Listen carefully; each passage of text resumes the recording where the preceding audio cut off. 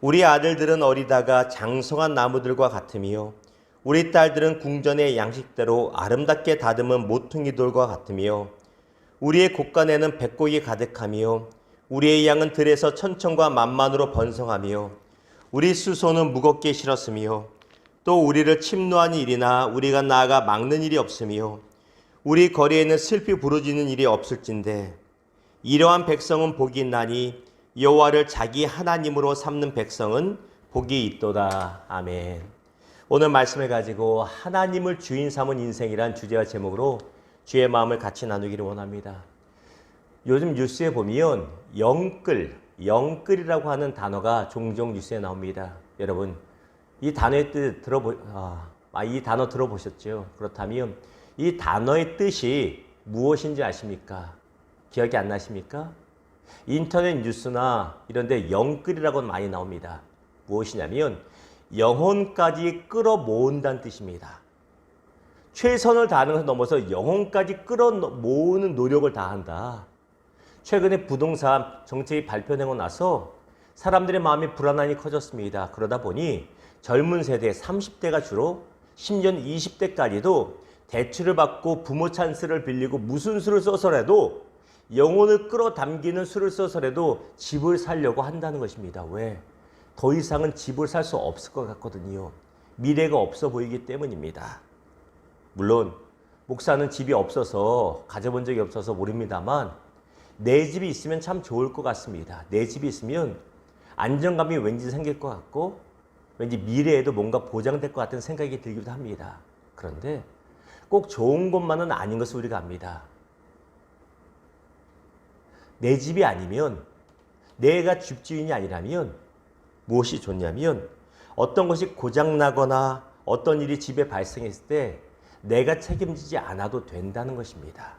반면에 내가 집주인이라면 내 집을 월세로 내줬던 전세로 내줬던 간에 고장나면 내가 그때마다 수리해지고 책임을 져야 된다는 것입니다. 우리의 인생도 동일합니다. 세상은 내가 주인이다. 네가 세상의 주인이니 마음대로 하라고 말합니다. 그런데 성경은 그렇게 말하고 있지 않습니다. 성경은 너의 인생의 주인은 오직 하나님이시라고 분명히 말하고 있습니다. 이것이 중요합니다. 이것이 복된 인생이라고 성경 말합니다. 이유가 무엇입니까? 내 주인 되신 하나님께서, 하나님을 주인 삼은 인생은 내 주인 되신 하나님께서 내 인생을 책임져 주시기 때문에 복된 것입니다. 이 사실 기억하시기를 주님의 이름으로 축원합니다. 자, 오늘 시편 144편 12절에서 15절을 보면 다윗은 복 있는 사람은 어떤 사람? 높은 자리에 앉은 인생이 아니고 물질이 풍요롭게 많은 인생이 아니고 하나님을 자기 주인으로 삼은 인생이 정말 복된 인생이라고 자신의 경험을 통해서 간증하고 있습니다. 그렇다면 어떻게 하나님을 주인 삼은 인생이 복된 인생입니까? 자, 15절 보십시오. 이러한 백성은 복이 있나니 여호와를 자기 하나님으로 삼은 백성은 복이 있도다. 자, 여호와를 자기 하나님으로 알듯하면서도 뭔가 이상하지요. 여호와 하나님. 우리는 여호와 하나님을 붙여 말하기 때문에 여호와를 자기 하나님으로 이렇게 말하면 좀 이상합니다. 근데 영어 성경에 보면 뭔가 확실하게 더 우리에게 다가옵니다. 영어 성경을 직역하면 이렇습니다. 여호와를 자기 하나님으로, 이 부분을 하나님을 자기의 인생의 주인으로 삼은 것, 하나님을 자기의 주님으로 삼은 자는 복이 있다라고 쉽게 표현하고 있습니다. 자, 12절 보십시오. 우리 아들들은 어리다가 장성한 나무들과 같으며 우리 딸들은 궁전의 양식대로 아름답게 다듬은 모퉁이 돌들과 같으며. 하나님을 자기 인생의 주인으로 삼은 인생이 받는 복은 첫 번째, 아들과 딸, 우리 자녀가 하나님 앞에서 아름답게 성장하는 것을 보게 된다는 것입니다. 이 축복이 저와 여러분의 가정 가운데 있기를 주님의 이름으로 축원합니다. 기도하는 어머니의 자녀는 결코 망하지 않는다는 유명한 말이 있습니다. 그 말처럼 하나님을 주인으로 삶은 사람의 자녀는 반드시 하나님께서 책임져 주시는 것입니다. 지금 자녀가 방황하고 있습니까? 지금 자녀 간데 어려움이 있습니까? 성경은 분명히 말합니다. 하나님을 주인 삼은 가정은 하나님의 그 가정의 자녀 반드시 책임져 주십니다. 이 은혜가 있기를 주님의 이름으로 축원합니다.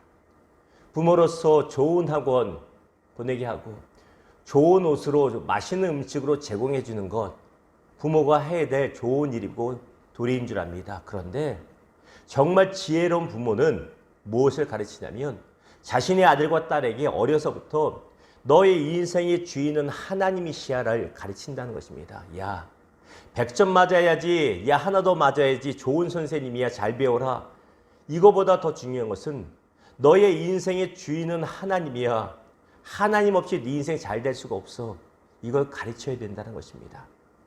사랑하는 성도 여러분, 여러분은 자녀들에게 좋은 얘기 많이 하지만 결정적으로 누구야?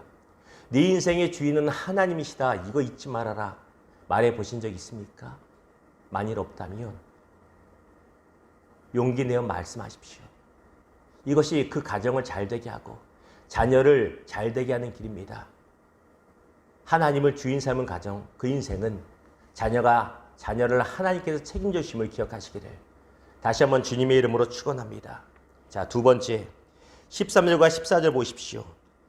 우리의 곳간에는 백골이 가득하며 우리의 양은 들에서 천천과 만만으로 가득하며 우리의 수소는 무겁게 실었으며 또 우리를 침노하는 일이나 우리가 나아가 막는 일이 없으며 우리 거리에는 슬피 부르짖음이 없을진데. 무슨 말입니까? 하나님을 주인 삼으니 물질의 주인 대신 하나님께서 우리 삶에 부족함이 없게 하시고 근심이 없게 하셨다라는 것입니다. 이 은혜와 축복이 있기를 주님의 이름으로 축원합니다. 세상에서는 돈이 많은 사람, 부동산이 많은 사람이 행복하고 성공한 사람을 말합니다. 그러나 성경 분명히 말합니다. 돈을 쫓아가는 것이 성공이 아니고 어떤 땅을 바라보고 부동산을 쫓아가는 사람이 복된 사람이 아니라 하나님을 주인 삼고 하나님을 청종하고 따라간 사람이 정말 복된 사람이라고 말하고 있습니다. 그 이유가 무엇입니까? 은도 내 것이요 금도 내 것이요 하나님이 말씀하십니다. 천하 만물의 모든 것이 하나님 것이기 때문에 결국 하나님을 주인 삼으면 하나님이 우리 인생 가운데 때마다 일마다 부족함 없이 채워주시는 것입니다. 그리고 우리가 하나님을 주인 삼지 않고 물질과 다른 것을 주인 삼으면 결국 그것 때문에 우리 마음이 근심과 슬픔에 쌓인다라고 성경은 분명히 말하고 있습니다. 디모데전서 6장 10절 보십시오. 돈을 사랑함이 일만하게 뿌리가 되나니 이것을 사모하는 자들이 미혹을 받아 믿음에서 떠나 많은 근심으로써 자기를 찔렀도다. 왜 돈이 있는데 근심하고 슬퍼합니까? 하나님을 주인 삼지 않으면 늘 근심하고 늘 슬픔에 쌓일 수밖에 없다는 것입니다.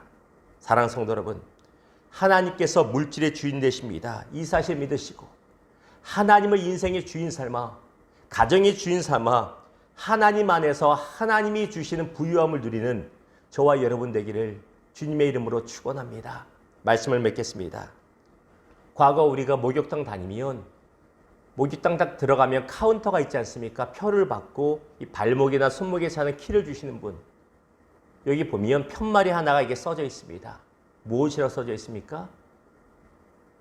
맡기지 않은 것은 책임지지 않습니다라는 말이 써져 있습니다. 기억하시죠? 워낙 도난 사건이 많이 일어나다 보니까 주인이 써놓잖아요. 맡기십시오. 귀중품은 락커에 놓지 말고 카운터에 맡기십시오. 맡기지 않은 것은 책임지지 않습니다. 이 말에 굉장한 통찰력이 있습니다. 하나님이 말씀하십니다. 너에게 소중하다고 생각되는 것이라면 나에게 맡겨라. 너희 영혼이 소중하지 않니 나한테 맡겨라. 너희 가정이 소중하지 않니 나에게 맡겨라. 자녀가 소중하지 않니 나에게 맡겨라. 너희 인생을 나에게 맡겨라. 내가 너희 주인 되기 원한다. 여러분, 하나님께 맡긴 인생 하나님이 책임져 주시는 것입니다. 어젯밤 뉴스 새벽에도 확인했지만 참으로 안타까운 소식을 또 우리가 접했습니다. 서울시장이 어떤 이유인지 자세히는 몰라도 스스로 목숨을 끊었습니다. 유능한 사람이고 차기 대선 후보, 유력한 후보라고 꼽히는 사람인데 허망하게 목숨을 끊는 것으로 발표는 되었습니다. 정치적인 견해는 분명 다를 수 있지만 참 유능한 분이고 훌륭한 분이고 코로나 처리하는 거 보면 능력 있는 분이고 좋은 사람 같습니다. 착한 사람 같습니다. 그런데 이 모든 걸 떠나서 목사로서 그 뉴스를 들었을 때 가장 먼저 떠오르고 걱정된 것이 무엇인지 아십니까? 그분은 자신의 영혼을 하나님께 맡긴 사람이었는가? 그분은 하나님으로 자기의 주인을 삼은 사람이었는가?